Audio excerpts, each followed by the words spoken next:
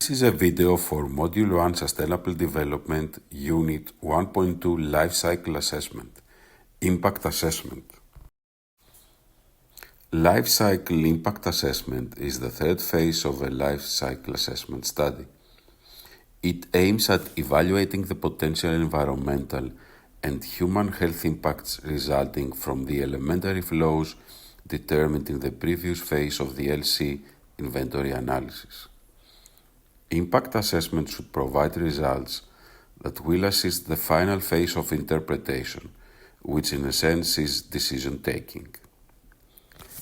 The steps of execution of impact assessment are 1.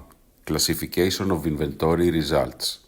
In this step, the inventory analysis results are assigned to the chosen impact categories based on their known environmental effects. Common impact categories include global warming, ozone depletion, acidification, human toxicity, etc. 2.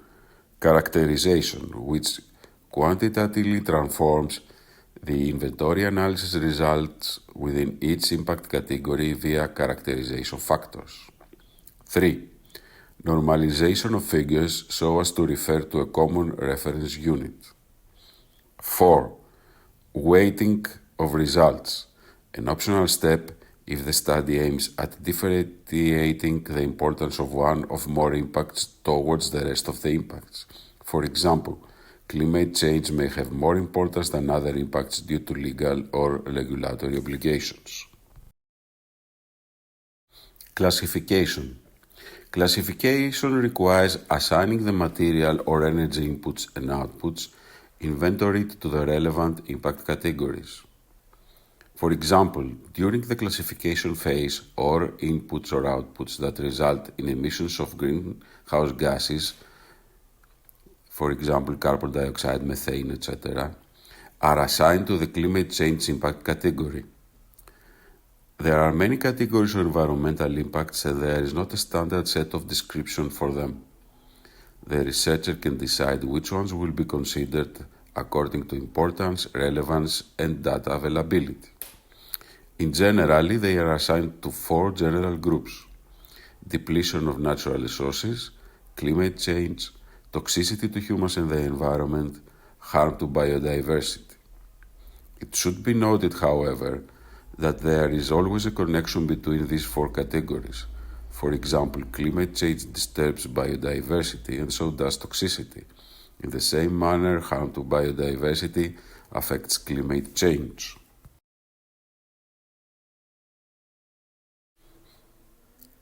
Classification categories of impacts. The categories of impacts according to the ILCD Handbook Recommendation for Life Cycle Impact Assessment in the European context, shown in the slide on the right side, are as follows. 1. Climate change. 2. Ozone depletion. 3. Human toxicity cancer. 4. Human toxicity non-cancer effects. 5. Particulate matter respiratory inorganics. 6. Intake fraction of fine particles. 7. Ionizing radiation human health. 8. Ionizing radiation ecosystems. 9. Photochemical ozone formation. 10. Tropospheric ozone concentration increase. 11. Acidification. 12. Eutrophication terrestrial. 13. Eutrophication aquatic. 14. Ecotoxicity to fresh water. 15. Ecotoxicity to terrestrial and marine. 16. Land use model. 17. Resource depletion water. 18. Resource depletion mineral, fossil, and renewables. Impact assessment characterization. Characterization refers to the calculation of the magnitude of the contribution of each classified input and output to the respective impact categories and aggregation of the contributions within each category. This is carried out by multiplying the inventory values by the relevant characterization factor for each impact category considered. The characterization factors are substance or resource specific. They represent the impact intensity of a substance relative to a common reference substance for an impact category and used to calculate the relative impact category indicators. For example, when calculating climate change impacts, all the greenhouse gas emissions previously inventoried in the LCI inventory analysis are weighted in terms of their impact intensity relative to carbon dioxide, expressed as carbon dioxide equivalent kilograms.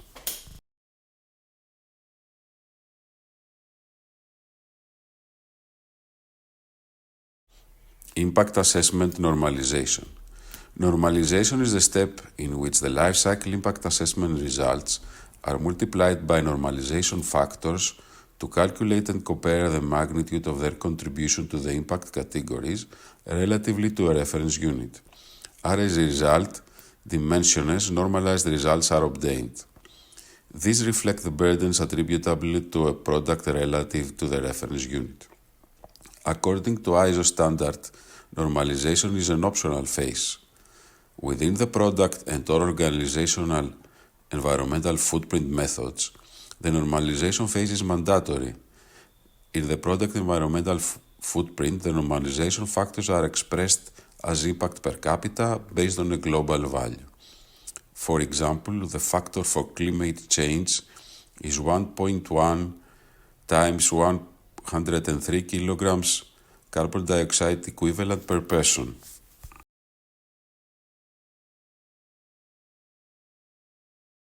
Impact assessment weighting.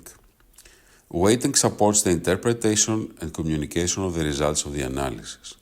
In this step, normalized results are multiplied by a set of weighting factors in percentage, which reflect the perceived relative importance of the life cycle impact categories considered. Weighted results of different impact categories may then be compared to assess the relative importance. They may also be aggregated across life cycle impact categories to obtain a single overall score. According to ISO 14040 standard, weighting is also an optional phase. Within the product environmental footprint methods, the weighting phase is mandatory. For example, the weighting factor in the product environmental footprint for climate change is about 21%, representing the relative importance of this impact category compared to other categories.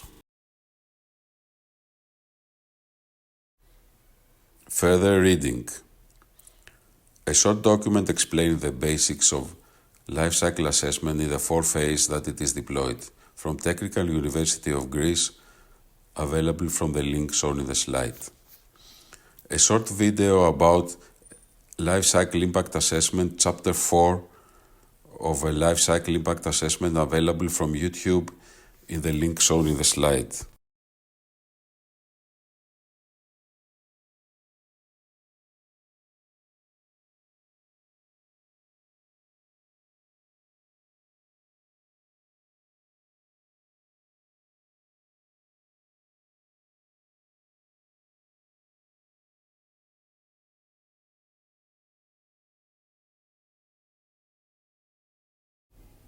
Thank you for your attention.